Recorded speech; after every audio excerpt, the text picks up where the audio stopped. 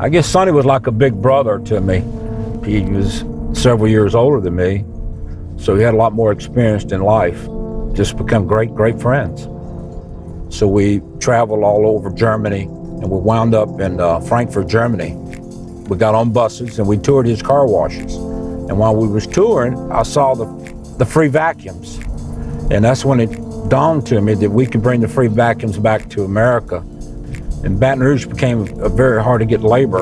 So we decided to, open our Perkins Road location, our first express car wash.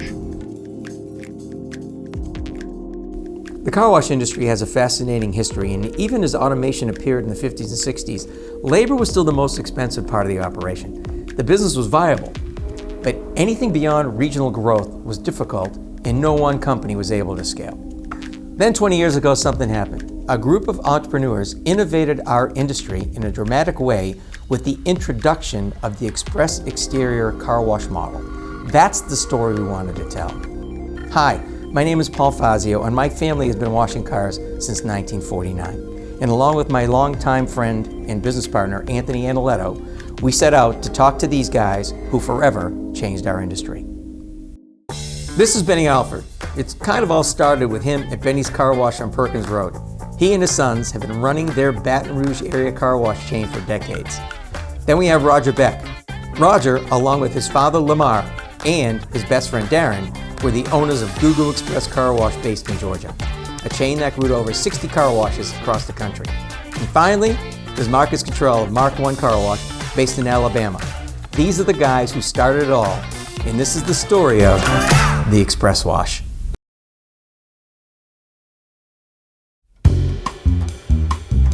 Well, my dad was a locksmith, and during the war, he went to Panama City, Florida to make keys for the base there.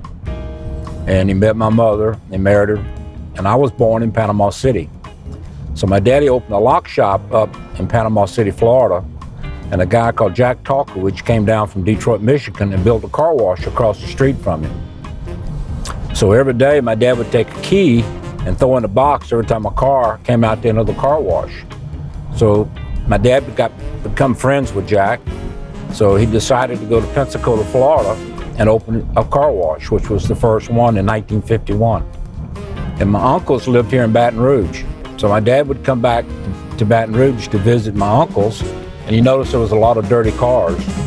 So he decided to come to Baton Rouge and open the first car wash here in Baton Rouge in 1953. Grandfather started with a full service in 1955.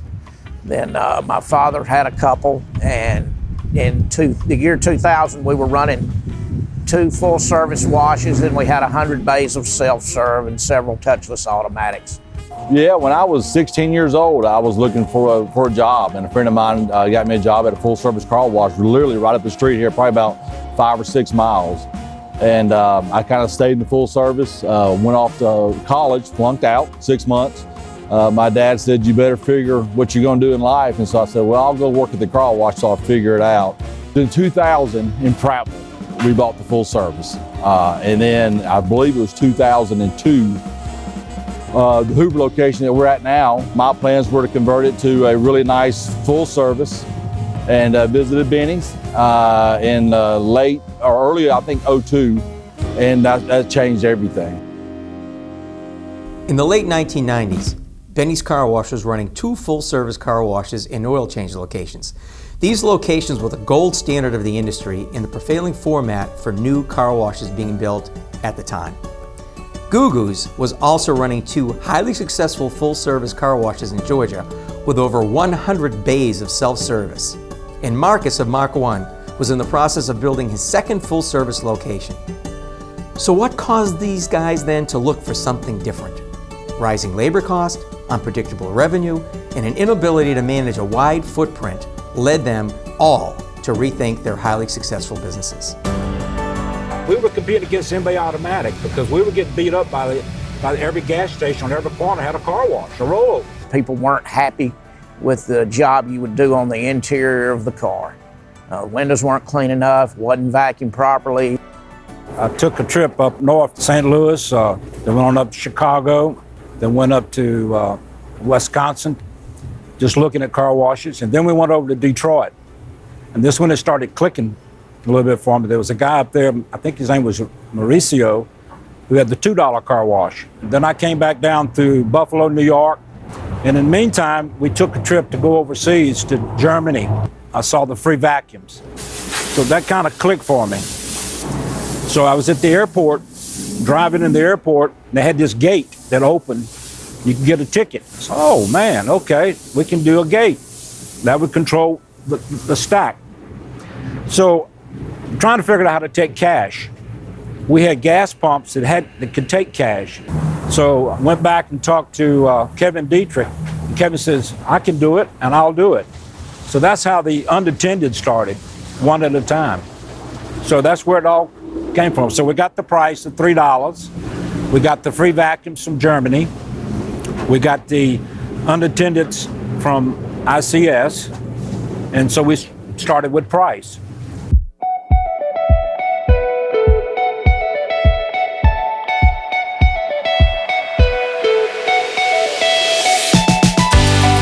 Talking with the Alfords in Louisiana, we went to visit them.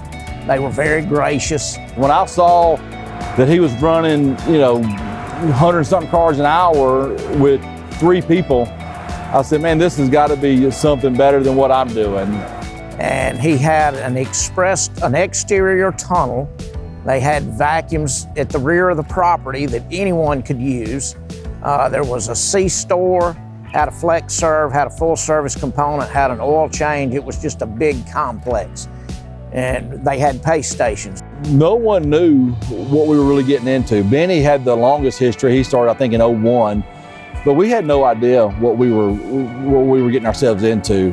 They were wanting to do something, so they came here and we would show them everything, and they bought their contractor here and they measured everything, how we were doing this and that and the other. They went back to Montgomery and built one, and they were successful. And once we went down there and visited with them, when we came back, we decided, we weren't going to get into the C-store or gas or, the rest of it, oil change, and decided to do an express wash.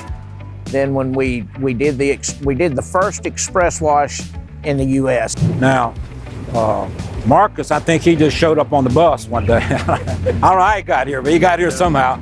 And nice young guy. He was a kid then, and he looked like he needed help. And hey, I don't know, people helped me, so had to help Marcus. Besides Benny, there was no one else to go to. There was no other sites to go to. So I relied heavy on Benny, and really Justin too, kind of helped me through that whole process. So now the idea was firmly in place, and it worked. At 3 different properties, cars were rolling through. Automated attendants, automated tunnels, free vacuums, and a low price point. How could you pass this up, right? But those who had been in the business for years weren't convinced, at least not yet. They had to come and see for themselves, and see it again and again. Little by little, they became convinced, and then it started catching fire. Because a lot of people didn't believe this would work. A lot of people didn't believe it would work while they were watching it work. I remember standing here while you're washing over 120, 130, 140 cars an hour. That's correct. With people standing next to me saying, see, this doesn't make any sense at all. The vacuums are free, he's not making any money there. I mean, they just tried to pick it apart and just weren't watching the whole thing as to what was really happening because they just weren't used to this concept yet. So it was hard for them to get rid of the norms that they were used to and understand what they were looking at. And that went on for years. For years. 9 out of 10 people that come here said it wouldn't work for them. And if I remember, when we laid out that tunnel, we weren't sure how busy it would be or not. So we leave some gaps in there for some new equipment, right? We did.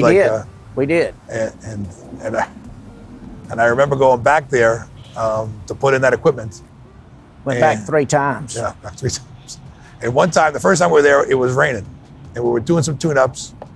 And the car wash didn't close. And I remember that I said to the girl, why am I soaking wet inside the tunnel if it's raining all day? And the young girl said, well, Mr. Inoletto, people really like our free vacuums. So they come in whether it's raining or not. So Benny probably had about, I think, 16 vacuum cleaners when he started off. Yeah. And you were willing to do it with just 6 because really that's all you could do.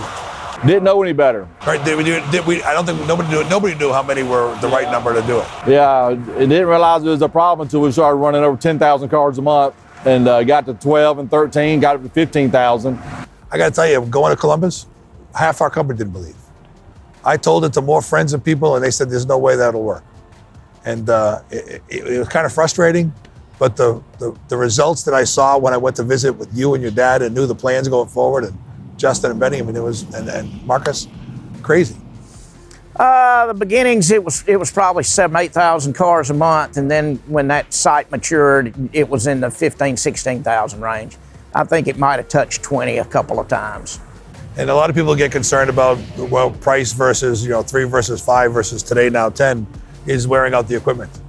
How did the equipment hold up? Can't wear it out. Can't wear it out. The consumers began to love the format and volumes grew at a dramatic rate. But it didn't mean there weren't growing pains.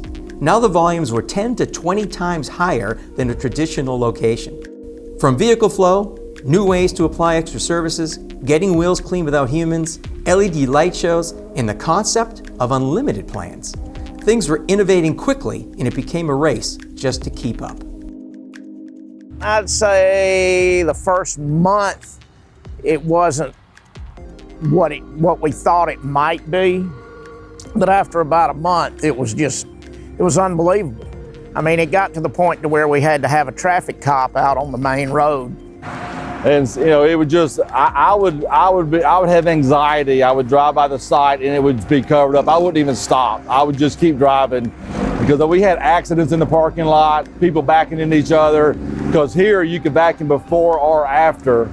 And it was just a mess all the time. I remember going back to the crawfish boils and whatnot you did early on when you first made this transition, and the busloads of people that would come here and watch what you were doing. Paul, sometimes I think we'd have, just during the week, 20, 25 people, and from all over the world. And so, and then I learned from them to open my doors up and let people come in and see what we're doing so they can have a different idea. There's no telling how many expresses have started between myself, Benny, and Lamar, and Roger and Darren. And there's just no telling how many have started from there. And when Marcus washed 10,000 cars within the first 3 months or whatever it was, I can't remember the exact numbers, but it was just, I went back and told my guys in Atlanta that, man, this is a whole new ball game and this is, awesome, and tell them what I seen. And then I started bringing some of my customers that were in the full service business out here to Marcus's, and he was so gracious to take them in and let them look around. And I can count at least 20 people that I brought out here over the years, the beginning part of the years, to check it out, to see the magic. It's amazing. I go to these shows and I have people walk up to me and introduce, say, hey, Benny, how you doing? God, who's this guy? I don't remember him, I came to your place back then. I said, oh, great. I said, well, how did it work out for you? He said, I didn't believe you, but I got 10 of them now. Yep. Everybody wasn't really sure until we built that second one in Columbus, Georgia. And as you well remember, just about everybody from Sonny's came to that one. You remember that trip? Absolutely, we brought everybody. Had 3 vans going back and forth from the Atlanta airport.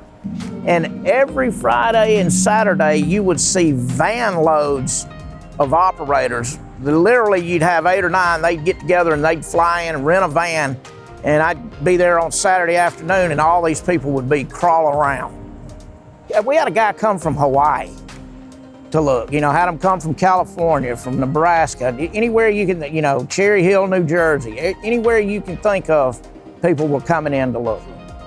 When we first built the one in Montgomery, whenever we tried to get another one financed, the bankers would tell us that it was not possible to wash the volume of cars that we were washing. So they actually had to come on site and time the cars. They couldn't get it into their mind that you weren't washing the cars one at a time. And they would have to get at one end of the tunnel, they'd set their watch, they'd walk out to the back and watch cars come out, and they finally believed it.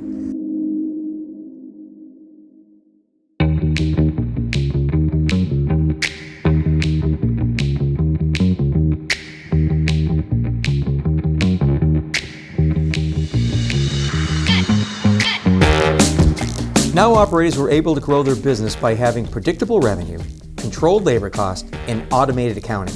Companies that operated washes in one market for decades began to expand their footprint.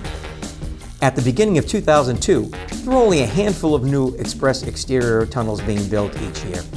10 years later, that number was over 170 tunnels per year, and in 2020, that number grew to over 500 tunnels being built annually. As of mid-2021, Sonny's alone has over 250 new tunnel projects in various stages of planning and construction. Believe it or not, at the current rate of development, building out the industry to match today's consumer demand would take another 15 years. We just kept building them, and then, you wake up one day and you have 20, and then you wake up another day and you have 40, and then all of a sudden you have 60. From the early days till now, there's got to be another 35 plus tunnel car washes in the greater Baton Rouge market. There's 30? About 36 right now. 36. When 20 years ago, we were the only game in town. The Nest Express was actually what Lamar and Darren and them built, and Roger down in Montgomery.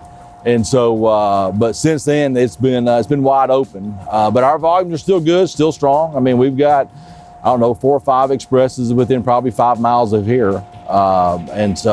But we've got good competitors, and I think it's helped our industry. We've got some guys that have really made us step our game up. And so I think competition is good. It brings out the best in you. And then everybody puts their own little spin on it somehow, some way, somewhere. But at the end of the day, the basic model works. You've built a brand. Well, I guess if you ask the cab driver or the Uber driver, what do you wash your car at? They'll say Benny's. Like I say, it's not car wash now, it's Benny's. So when they think car wash, they think Benny's.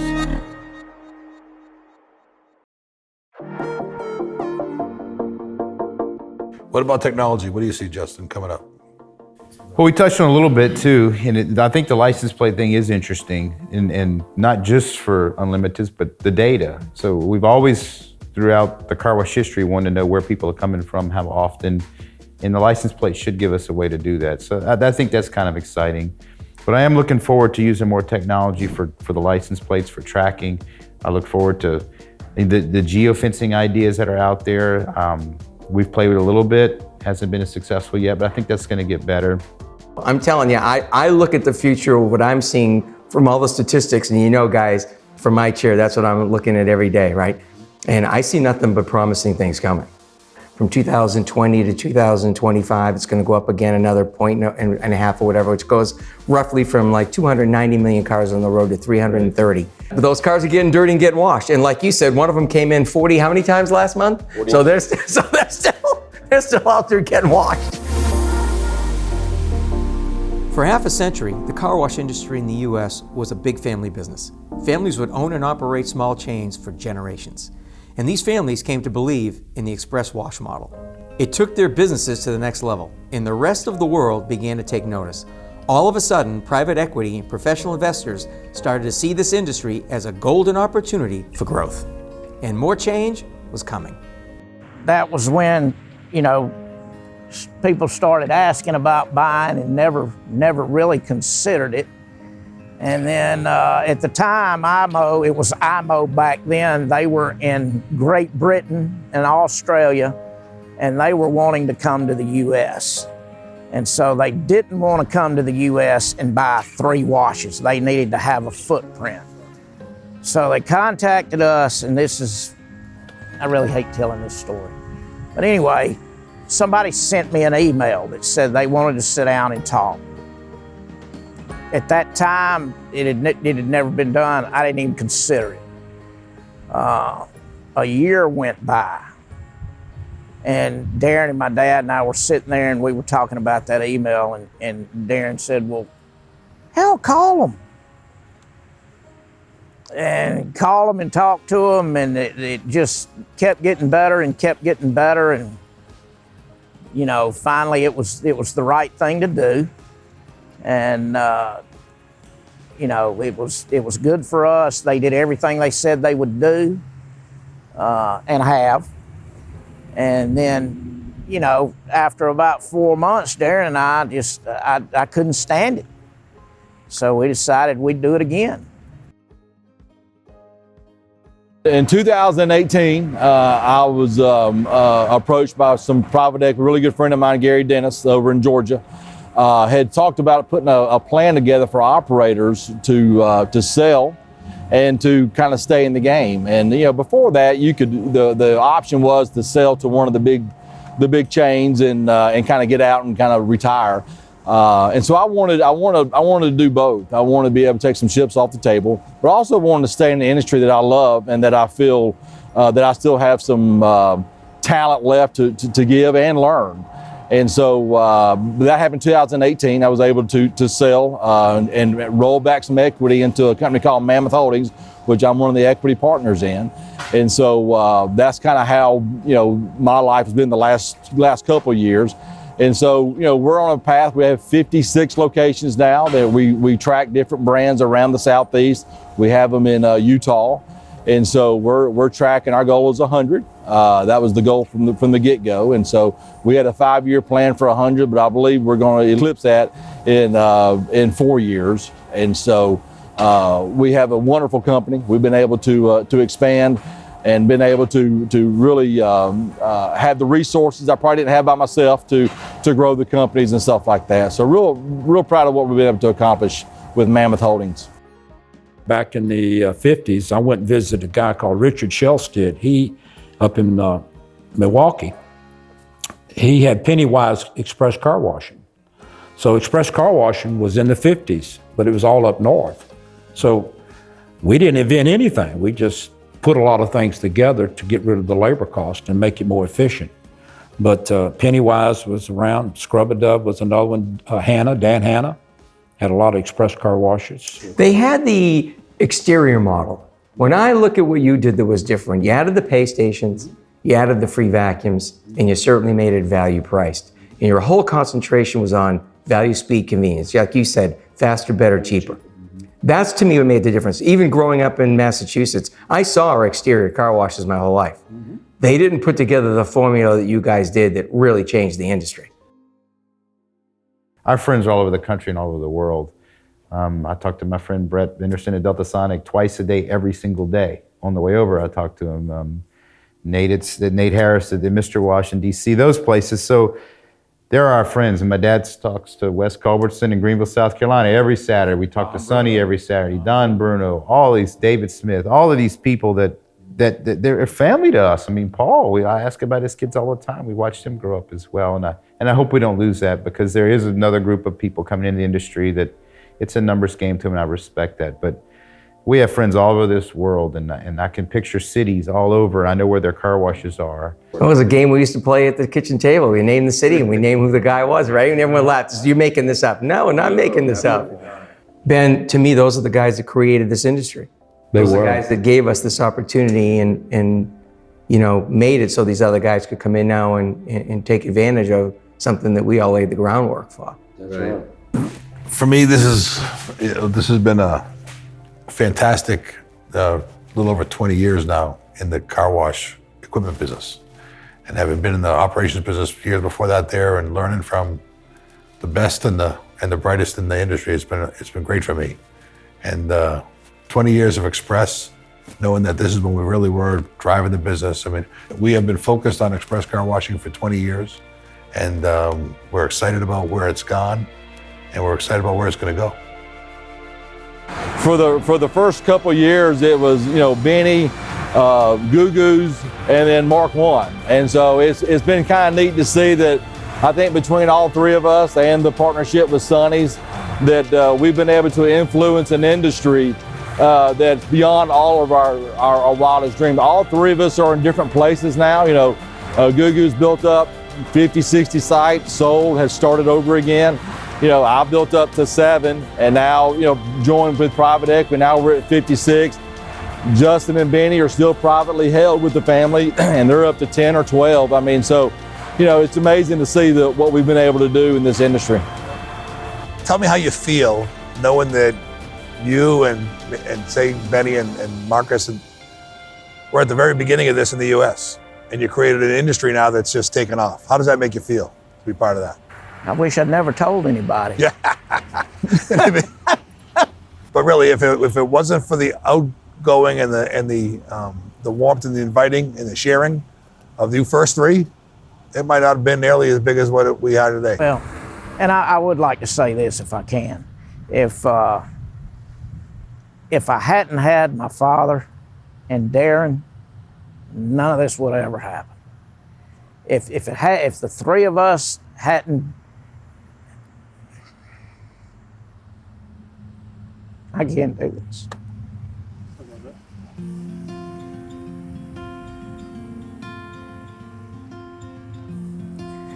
If it hadn't been for my dad and for Darren and the way that we all get along, none of this would have ever happened.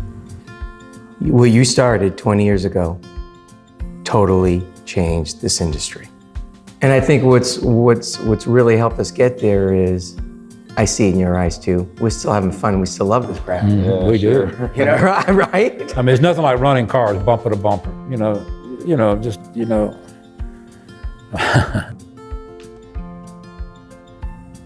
But I know I'm not done yet. I know what he was trying to do, and I want to take it to the next level. I want to build the best car wash business ever built.